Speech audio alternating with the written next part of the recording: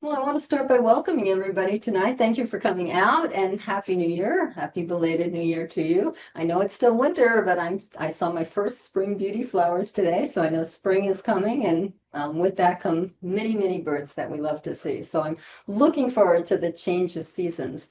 I want to start first by saying that I was somehow wrangled into being elected the new president, but I want to take another opportunity to thank our long-serving president who has done so much for this organization for the last 24 plus years. So if everybody could just thank Maeva. Thank you.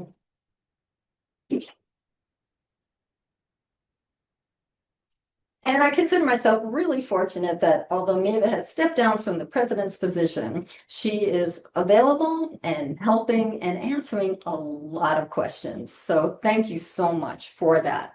So I'm going to switch hats here.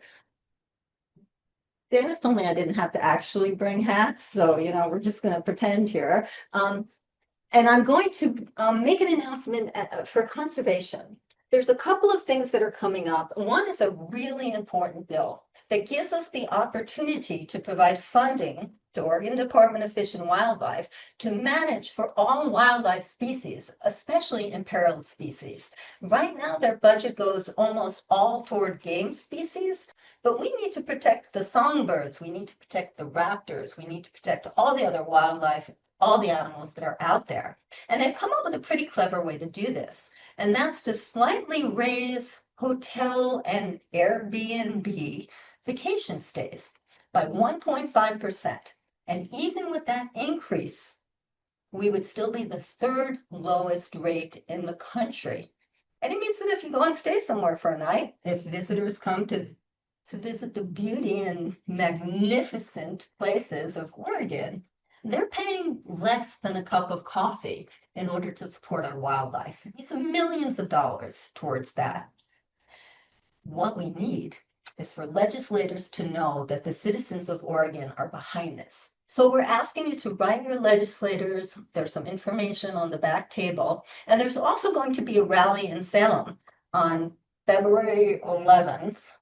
I think that sounds right. Again, it's on the back table. It would be great if we could represent, if we could get people from our area up there to join with people from all over the state to let our legislators know again that we want to manage for wildlife and their habitat. So that's my conservation announcement. Okay, tonight we have a very special person, Debbie Schlenoff. Not only is she a speaker tonight and the president of the Coast to Cascades Bird Alliance, she's also a grandmother, and she has been a professor at the University of Oregon in the biology department since 1993. She grew up in New York City, where she learned how to climb trees in Central Park, and she knows where all the best climbing trees are in Central Park. And she has dogs too that she loves.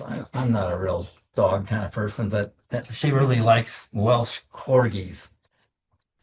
She's also been involved in conservation and all sorts of other things with birds and other animals. And so we're just really delighted to have her tonight and talk to us about how birds stay alive, basically. So here she is, Debbie Schlenoff.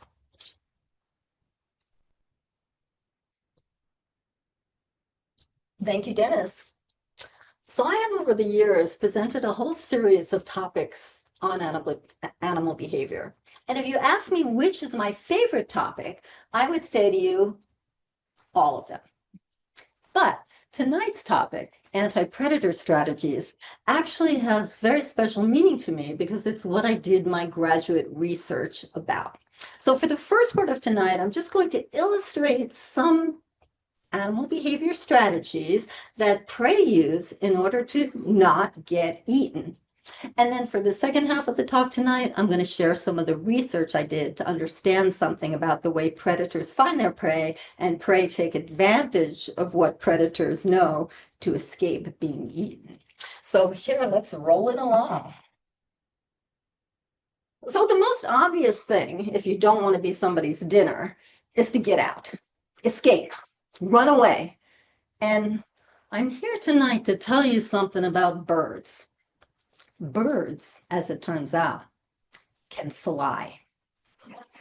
This is an incredible anti-predator adaptation because not only can they get away from a pursuing predator, but they can get somewhere out of reach, somewhere where a predator can't get them. And in fact, there's been a lot of hypotheses about how flight first evolved. And sort of the winning one now, or at least the one getting the most attention, is what they call wing-assisted incline running. And it happened in the line of dinosaurs that were feathered, which of course led to the birds. Feathers existed before flight. They were probably used for insulation. They were pigmented, so they were also used for communication signaling.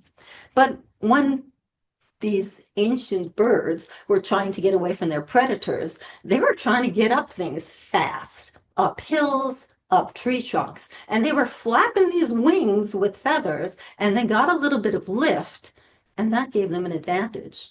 So it turns out that flight itself might have evolved as an anti-predator strategy.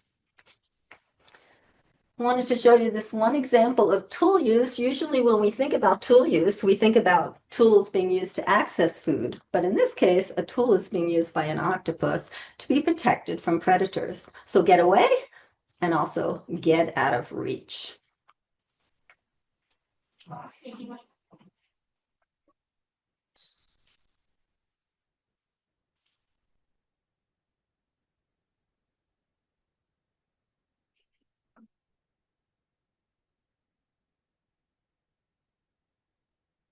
Of course, sometimes predators come at you and you can't escape. So one of the things you want to do is fight back. And when you fight back, you want to look like you mean it.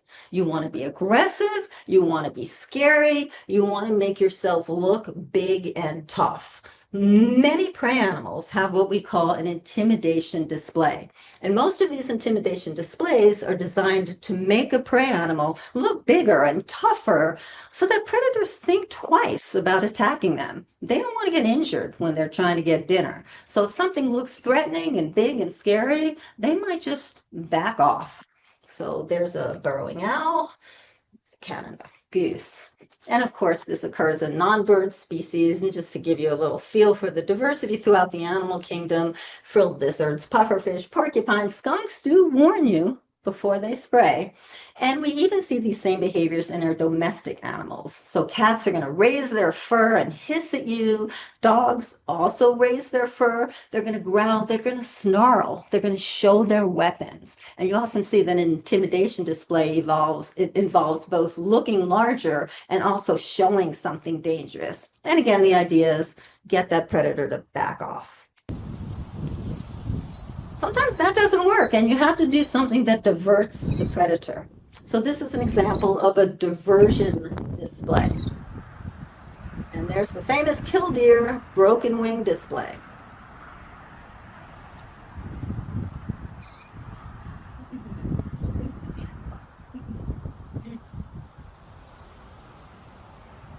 Killdeer are ground nesters, as you can see here, and that means their babies are super vulnerable.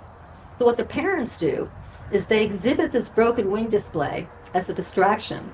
It draws the predator away from the babies because how easy is it to catch an injured prey animal? So the predator will chase after the killdeer that's employing this broken wing display, and they'll go further and further along away from the vulnerable young. And then, of course, as the predator gets too close, the broken wing miraculously recovers, the killdeer flies out of there, and by then the predator is a safe distance away from the vulnerable nest. So that is an example of a diversion display. There's lots of other things that prey animals can do to divert the predator. Have any of you ever grabbed a lizard by the tail end and something icky happened? Yeah, so tail autotomy, the tail actually detaches from the animal. The predator is left holding the tail, or maybe they drop the tail. The lizard gets a chance to run away.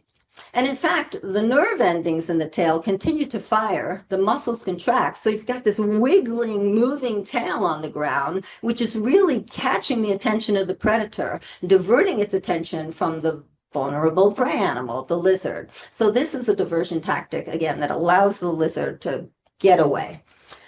Predators don't like to attack dead things, at least most predators, unless you're kind of a scavenger predator. And so many animals will play possum. They'll play dead. That's called thanatosis. And you can see an example of a possum doing. I promise that's not a picture of a dead opossum. That is an opossum playing dead. There's other ways to divert a predator so that you have a chance of escaping. And this is to get the predator to attack a less vulnerable part of your body. So something like eye spots and false heads work to this effect. So for example, an eye spot is going to show eyes at the tail end of the butterfly or moth or caterpillar as pictured here.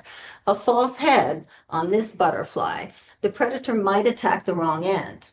If the predator gets you in the head, especially if you're one of these little insects and smushes your head, that's pretty much it for you. But if you can get a predator to attack you at the other end, your tail end, that looks like the head, then you have a chance of pulling away and escaping. So you see in a lot of insects these examples of false heads.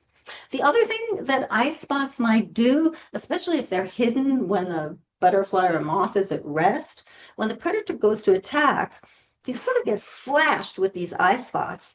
And most animals, they pay attention to eyes, especially eyes that look like predators, so eyes that are looking straight ahead. They pay attention. It usually causes them to hesitate. Maybe it's an owl. Look at those big eyes. And even just that moment of hesitation on the part of the predator can allow the prey animal to escape.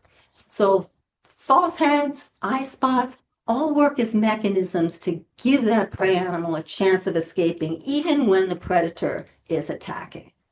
We'll also see an example that I'll talk about for much of tonight's talk of startle devices in the underwing moths. Again, a diversion tactic that might allow the prey to get away.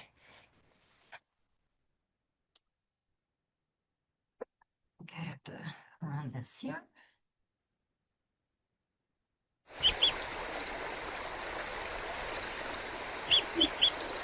These are smooth-coated otters. Smooth-coated otters.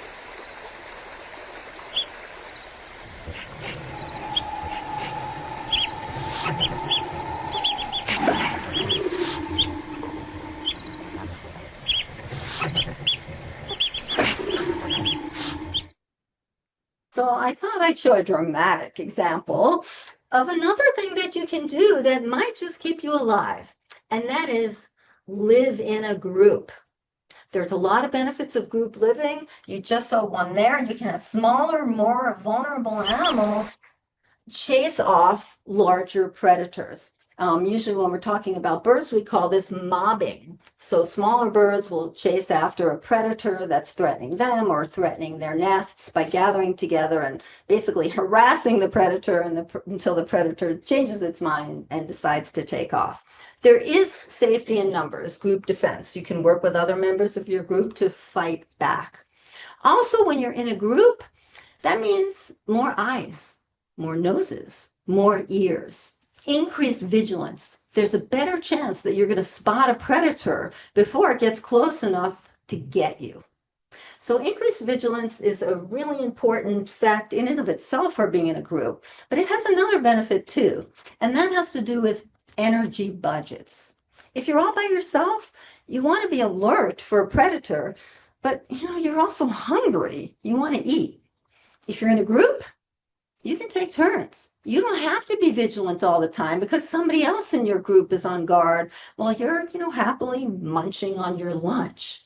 Another advantage of being in a group. Of course, this depends if you're relying on somebody else in your group. It depends on a communication array. That is, the individuals in the group have to have the ability to warn one another that there's danger around.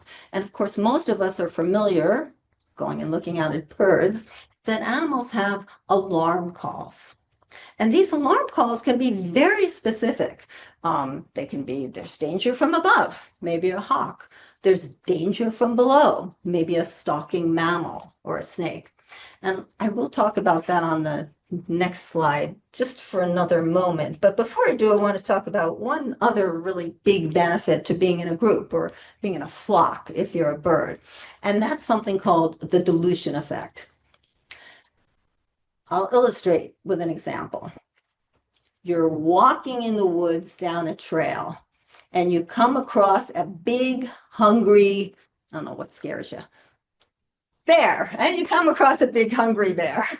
And you know what? You're probably pretty safe in Oregon. They're shy. They're going to try and get away from you. It's a little bit different if you're going up north and we're talking about grizzlies. So I'm sort of telling us a story that I shouldn't be telling here. But for the purposes of illustration, you're walking down a trail in the woods and you come across a big hungry bear.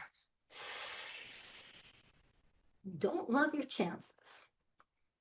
But here's another scenario. You're walking down the trail in the woods with your friend, and you come across a big hungry bear. Now, there's only a 50-50 chance that you're going to be eaten by the bear. And if you're faster than your friends, all right, how about this? You're walking in the woods with 19 friends, and you come across a hungry bear. Now there's only a 1 in 20 chance that you're going to be the one targeted. The delusion effect tells us that the bigger the group or the bigger the flock that you're in, the less chance that any given individual is going to be the one taken by the predator. Many of us have witnessed that firsthand when we've seen Cooper's hawks sitting on the chimney as the Vox's swifts go into the chimney, right? Thousands of those swifts will go in safely. 1 or 2 might get taken. But the bigger the flock, the less chance you're the one that's got taken. So again, it's really a good idea to be in a group. I want to say just one more thing about alarm calls. And really, I want to say it because predators and prey animals are so smart. And that's why a lot of these complex systems have evolved. And I want to illustrate how smart they are by talking a little bit more about an alarm call that was studied.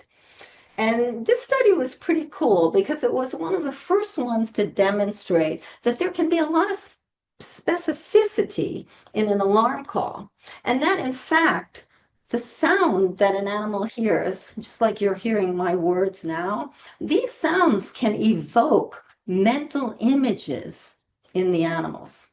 So this was done with chickadees and nuthatches. They were playing each other's sounds. We know that they recognize each other's warning calls and take heed when they hear them. And what they wanted to do was test a snake-specific alarm call. So they don't want to use an actual snake. They wanted to use something that sort of looked like a snake to see if it would, this snake-specific alarm call would get the prey animal, the birds, to pay more attention. So they used a stick. You know, pretty close approximation to a snake. And they put the stick on a string. And sometimes they pulled the string such that it looked like the snake was climbing up the tree. Very dangerous for a bird, right? Birds are going to pay attention to that. They don't want a snake up there where they're perching. They certainly don't want a snake coming at their nest. Sometimes they pulled the stick along the ground. Again, a very snake-like behavior. So it's possible the birds would pay attention. And then the other thing they did was to take the stick and just swing it from the branches of a bush. Very unsnake-like. Snakes don't do this. They played the calls and they asked, well, what are the birds going to do? How are they going to respond? You can see that. Sorry, I don't think the laser's working. Non-alarm call, just a little cluck, a little communication that they might say to each other when they meet each other. Nothing about it was an alarm call, and they didn't respond any more to that stick than they normally might. A general alarm call, think of it as something like, right? You know, like there might be danger around, but you don't specifically know what it is. When they heard the general alarm call, they still didn't pay much attention to the stick. When they heard the snake-specific alarm call, look how much more attention they paid to that snake-like object. When the stick was swinging from the tree, nothing. They weren't paying attention to that. There's nothing snake-like or predator about it. So we're dealing with some very complex cognitive abilities when we think about how prey avoid becoming predators. Okay, you've probably heard this expression, you can run, but Well, you can hide. So let's look at some examples of crypsis or camouflage. Here's just a few examples. Pretty good camouflage, yes? More woodcock. Nightjars are really good at this. Every single species is well camouflaged. A lot of the little brown birds that we see hopping around the trees, they're hard to identify. They're hard to spot. They're blending in with the background. So this is a really successful strategy if you don't want to become somebody's dinner. Don't be found by that somebody. And I want to show some non-bird examples. We've got geckos, ixids, mammals, and amphibians. Sometimes, depending on where you live, if you live where there's a lot of snow, the background might change. And we do see some examples of seasonal crypsis where fur color changes. So the willow ptarmigan, for example, is always going to have white feathers in the winter so that they blend in with the snow. And then they're going to lose those white feathers and have this gray-brown mottling in the spring and summer when they're having their babies so that, again, they're better camouflaged against the background. There are some animals that don't change seasonally, but change at will. They can change their colors and patternation in order to better match the background. Chameleons are a very common example of animals that can change their color. This is an example of a stone flounder. And next up, an example of an octopus that is changing its coloration, pattern, and form in order to look like something inedible in the environment.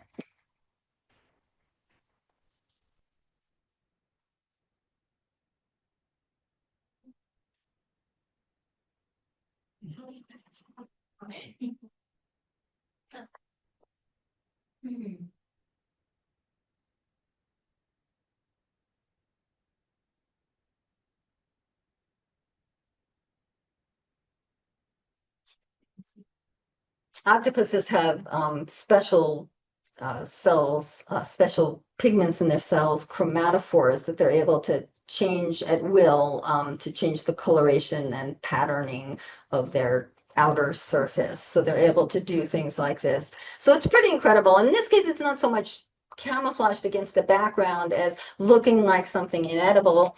And here's just a couple of other examples of crypsis where you're looking at something that's, you know, the predator's not going for because they don't eat plants, they eat animals. So kind of starting in the upper left there, there's a stick insect, clockwise a stick mantid, leafy sea dragon. Look at the appendages on that sea dragon, how they look just like the fronds of a seaweed. A leaf bug, a leaf-tailed gecko, and then on the left bottom corner, there's a lot of kind of animals that basically camouflage by looking like bird poop. Because apparently bird poop is not very delicious. So if you look like bird poop, a predator is not going to come at you. I've mentioned forms of visual crypsis, well, because we're looking at slides, and also because birds are visual predators, but there are other kinds of crypsis. There's chemical crypsis where your odor just blends in with background odors. Certain kinds of snakes like puff adders are really good at this.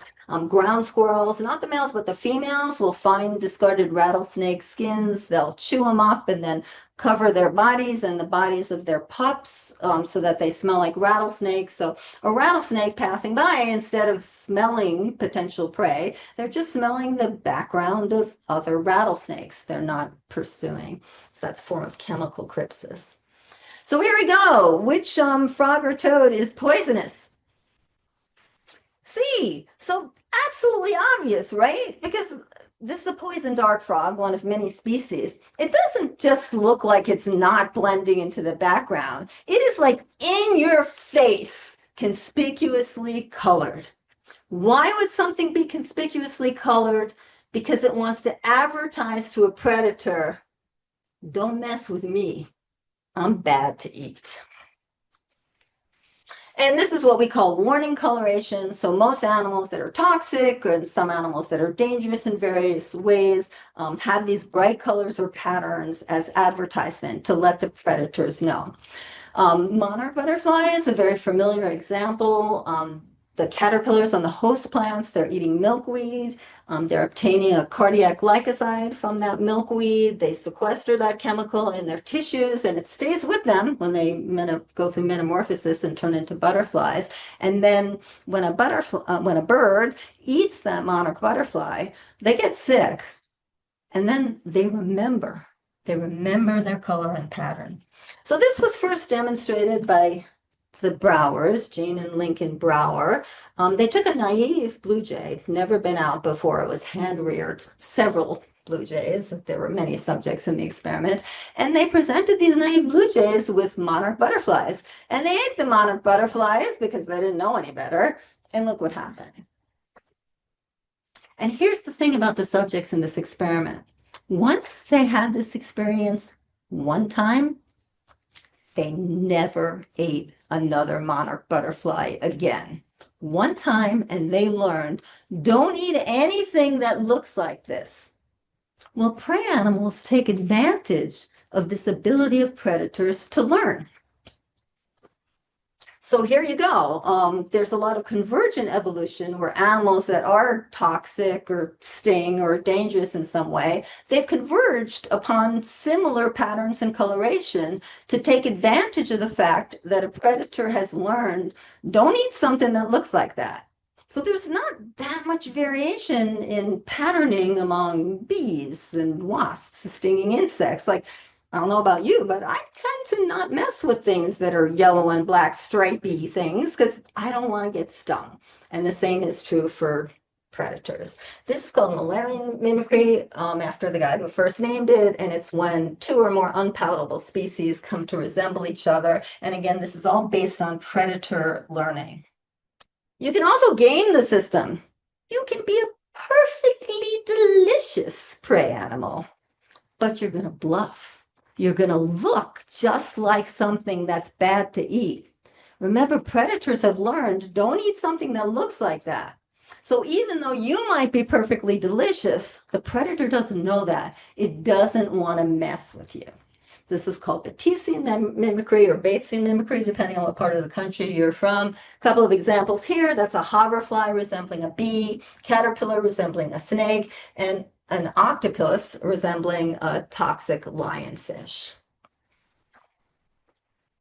So colors and patterns can make a predator avoid a prey animal. And predators do generalize. Once they've had a bad experience with a particular kind of prey that looks a particular way, they generalize and they avoid other animals that look that way. I was kind of interested in whether you could add another little bit of complexity to this and asked, do non-physical attributes play a role?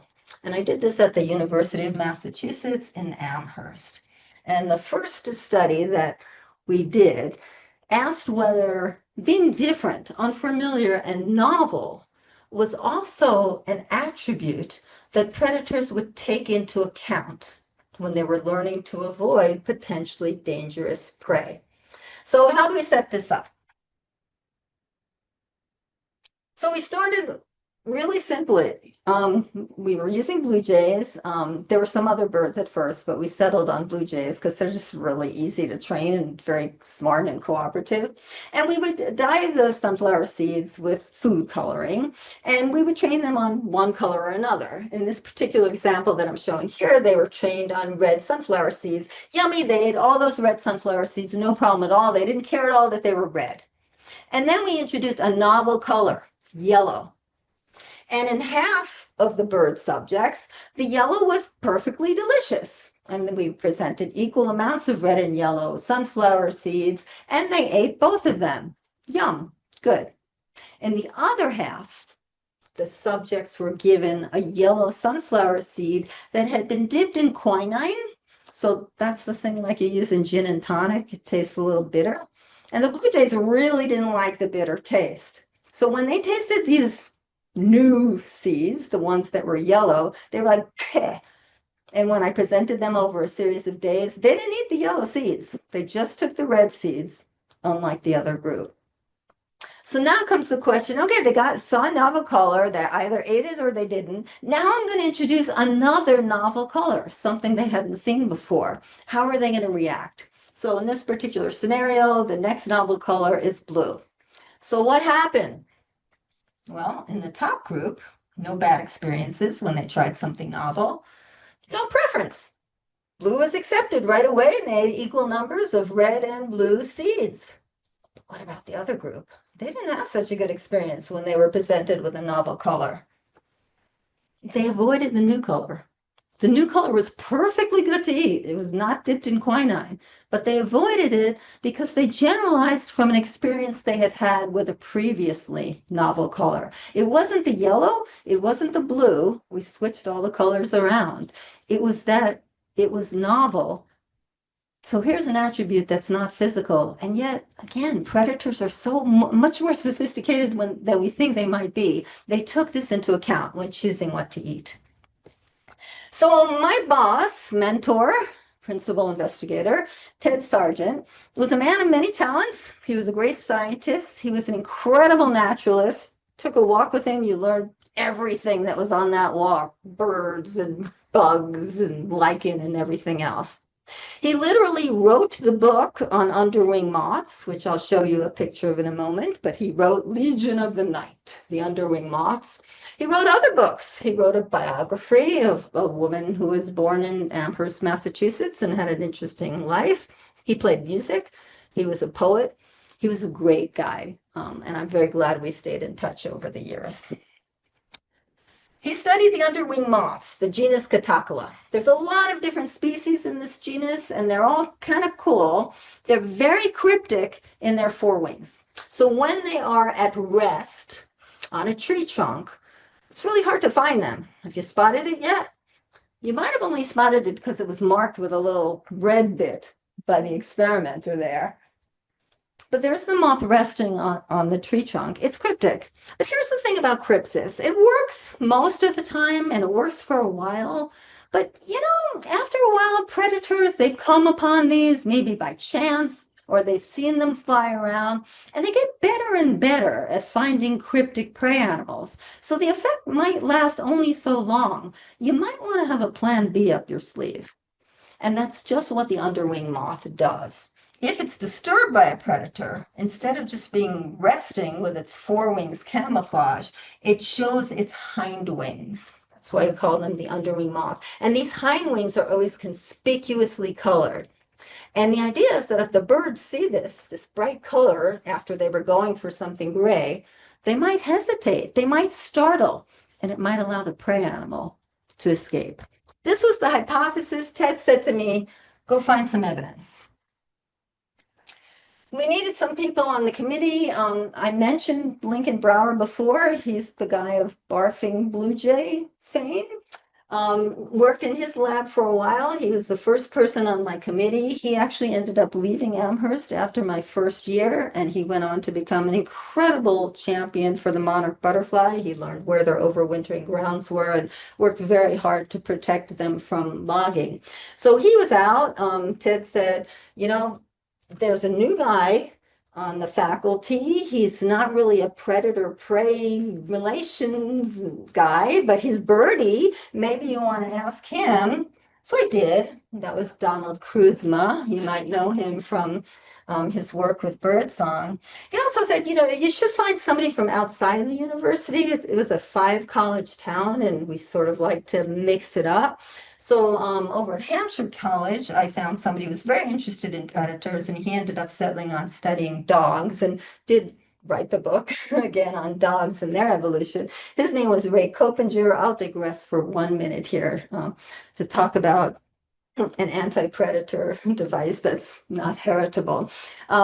He would import like the most wild dogs you could think about, these big, independent, free-ranging, aggressive, not tame at all dogs from all over Eastern Europe, everywhere.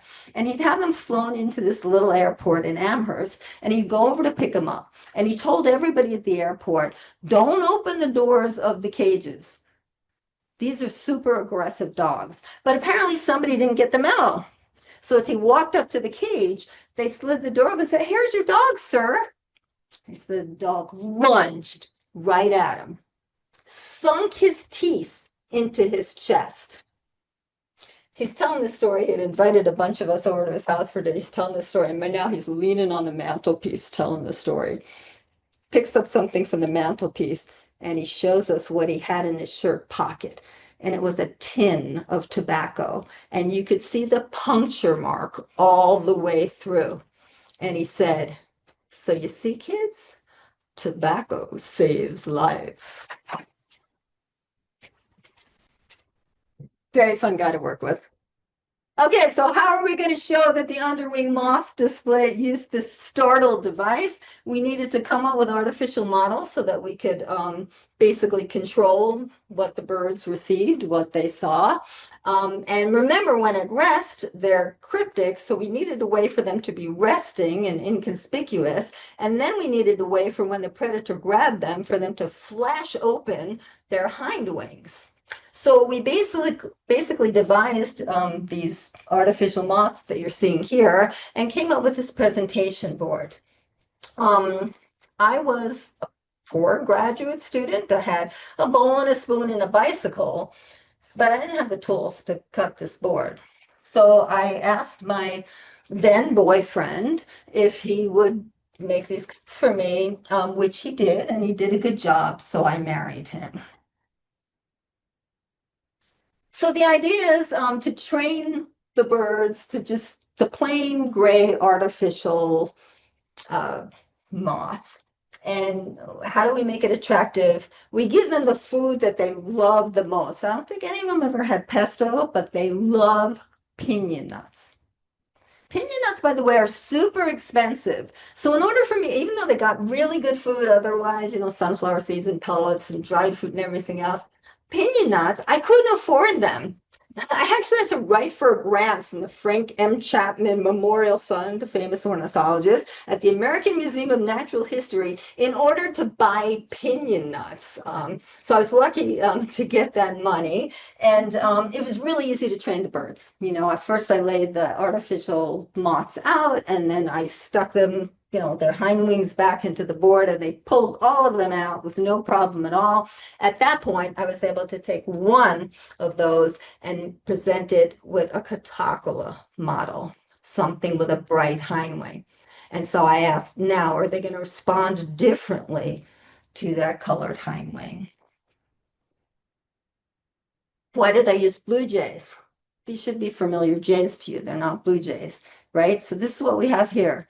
California scrub jay, Steller's jay. Steller's jay always has its crest up, always having a bad hair day. Scrub jay, no crest.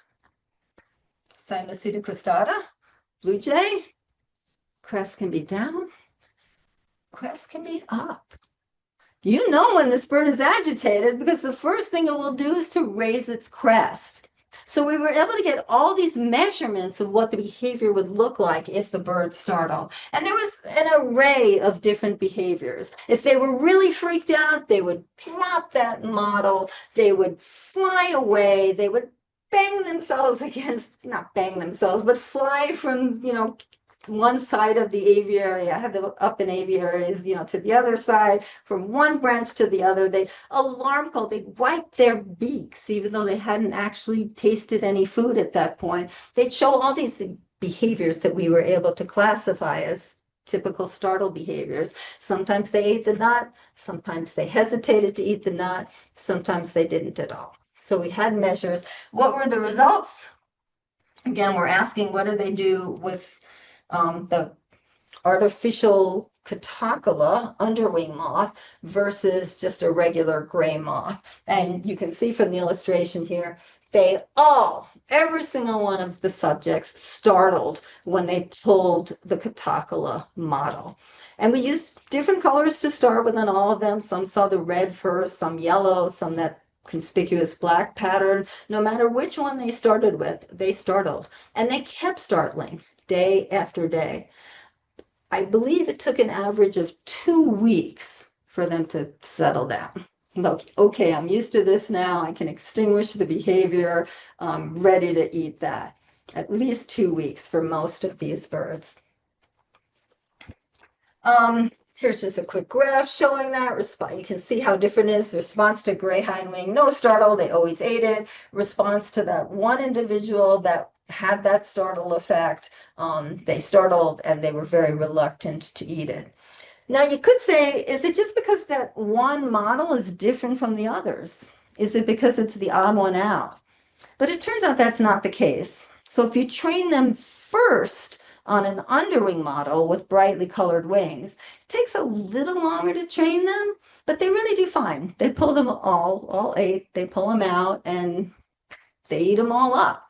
And then if you go back to the test where one of them is different, and in this case it's the gray one, so it's the reverse of the experiment, no startle at all.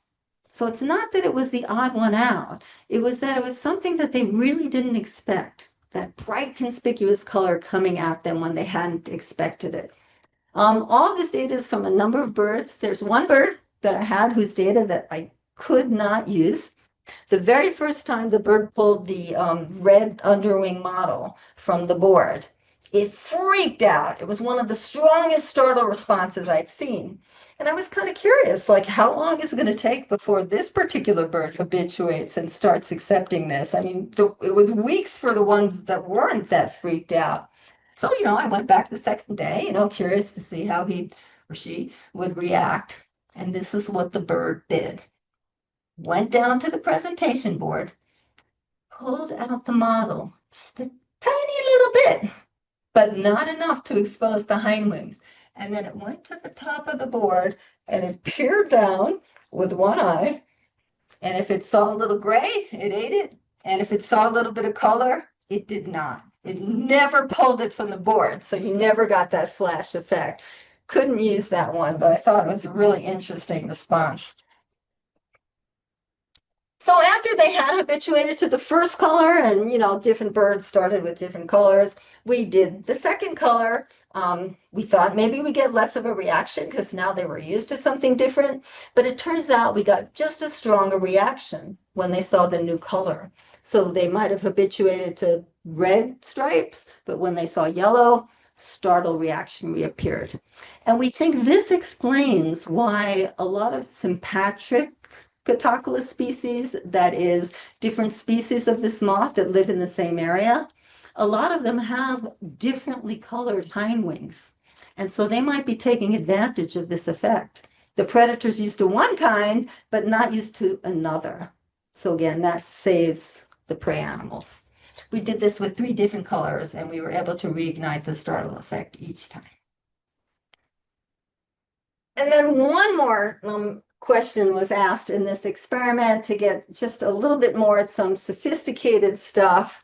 We also noticed that in addition to having different colored hind wings, that there was some variation in the patterning of the forewings. And we wondered, again, birds are smart.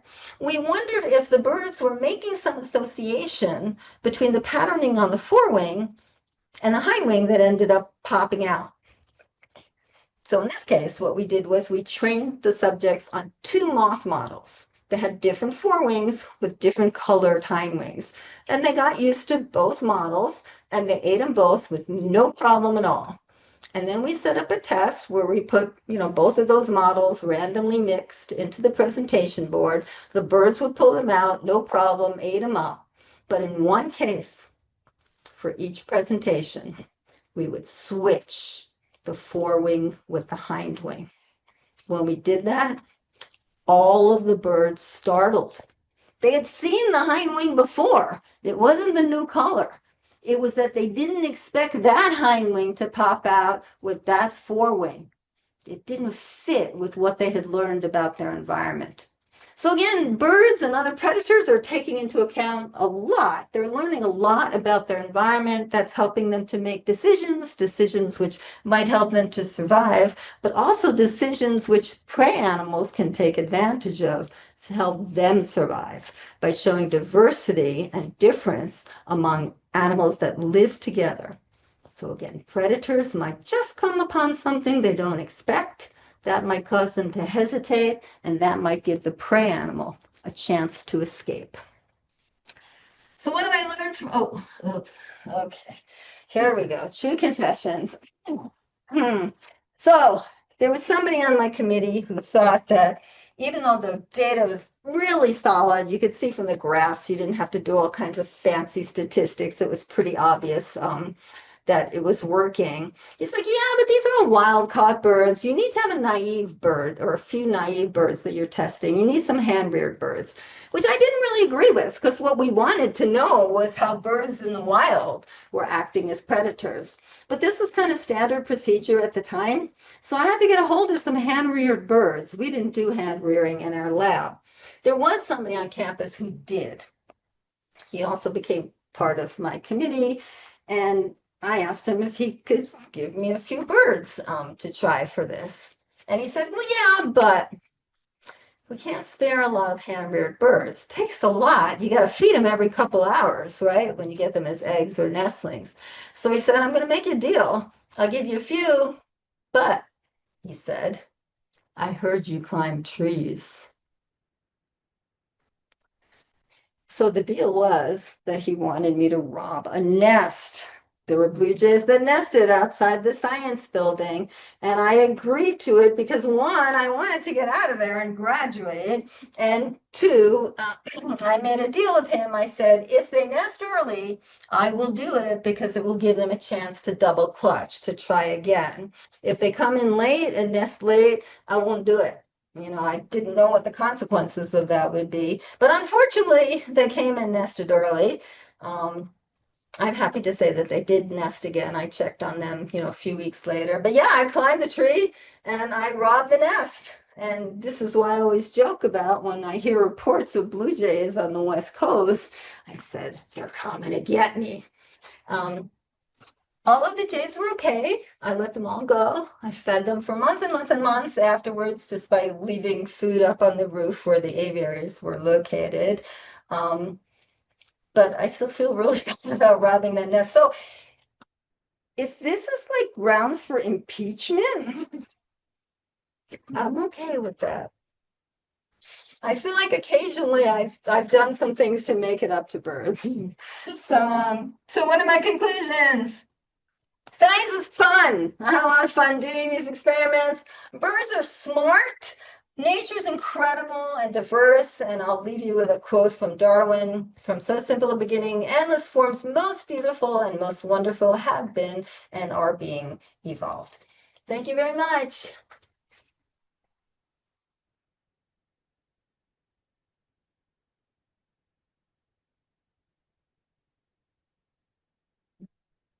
Questions or? All right. So, Is there any difference in behavior between male and female?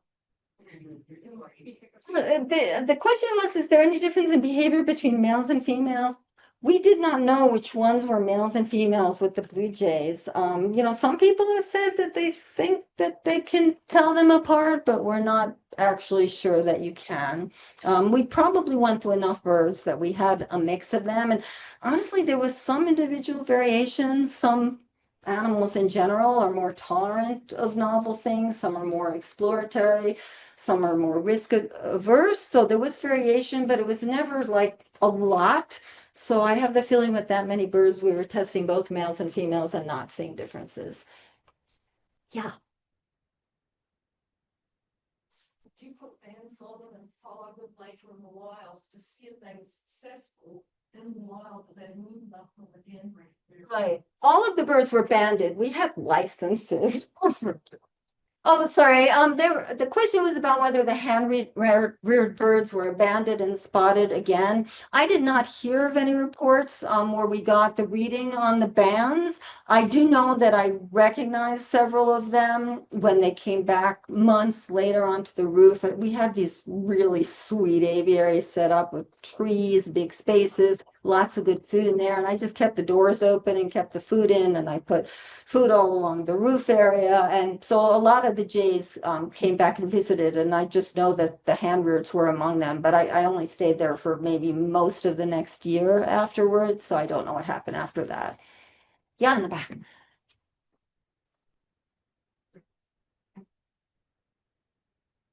I feel like I learned this year, but I can't remember. How does it work if you have something that has lethal toxin? Like with poison dart flies, like with dart flies. They learn not to eat it if they eat it, it kills them. Right, yeah, and that's sort of, oh, sorry. The question is, I need to get into that, right? How does a predator learn if it's lethal? And obviously they don't because they're dead. So the idea is that, well, there's a couple of things that can be going on. In some cases, they're not learning from the lethal individual. So they're learning from an individual who's less toxic, but similarly warningly colored. And therefore, anything that shows, say, that bright red is protected. So again, there's that generalization thing. There's some accounts of animals that might be lethal if they're eaten, but that toxin, it tastes bad. So basically, when the animal is first grabbed by a predator, the predator is tasting something bad and it's spitting it out before there are lethal effects. That's pretty much the only answers that we have. We've got some nice examples of this kind of co-evolutionary arms race where the prey start out a little toxic, the predators avoid them, but then they sort of develop a resistance to the toxins so they can eat them. And then you see more and more toxic prey animals, and then you see more and more resistant predator animals. So it's kind of a process over time. So they don't start out necessarily lethal, but you get there. That's the news. Yeah. Yeah, I'm not sure about the poison dart frog specifically, but we know for sure it's happened in the newts, so we can test the toxin levels and resistance levels in various populations pretty much throughout the West Coast. And we see that where there are, say, very resistant predators, there are very toxic prey. And when there are slightly toxic prey in those areas, we see only slight resistance. So we have examples of it, but to my knowledge, not really the poison dart frog. Yeah. My question is to do with the bird's sight. A lot of these experiments were very visually based, looking at colors, movement patterns. Do birds see the same way that we do? Birds see a lot better than we do. So whereas like we have 3 color cones in the backs of our eyes, birds have 4, and they even have gradations in between those 4 because of the way their vision system is set up. So birds see better, there's more acuity, they see further, they see more colors, they see ultraviolet colors. There's, a couple of exceptions where there are birds that use the sense of smell, but mostly we think of birds as very visual predators, and they're really good at it. They can even see, for example, there are some hawks that can fly over the snow or the ground, and they can see the UV coloration that's emitted from the urine of rodents to be able to follow their trails and catch their prey. So super, super good vision. Question that maybe you don't have an answer for, but if I go to REI and I don't see a nice blue jacket, I can say, okay, I'm gonna put that blue jacket on. The octopus, if they get into green stuff, what's the process that they go through that says, I'm gonna make myself like the green stuff I'm in? Yeah, we don't understand a lot about it, but there have actually been some studies about pattern matching in a lot of these animals. So the sensoreceptors, usually in their visual system, are able to match the background around them. Actually, even the underwing moths that I described here, I showed you where they were cryptic and they kind of lined up with the coloration on the trees.